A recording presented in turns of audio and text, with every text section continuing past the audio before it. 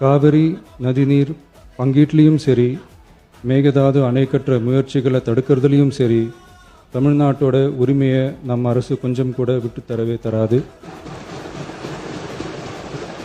அதுதான் நம்மளோட நிலைப்பாடும்.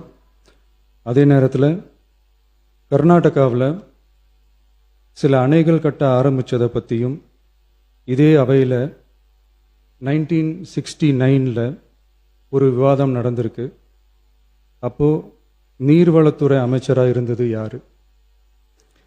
அப்போ அணை கட்ட விட்டது ஏன்னு கேட்டு அந்த மாதிரி சீப் பாலிடிக்ஸ்லாம் நான் பண்ண விரும்பலை.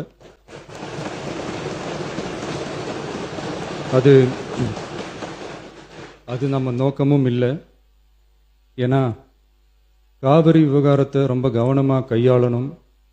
எந்த கட்சி ஆளுகிறது, எந்த கட்சிக்கு பெருமை, யாருக்கு பெருமைன்னெலாம் பார்க்கக்கூடாது. இது தமிழக மக்களுடைய பிரச்சனை அப்படின்னு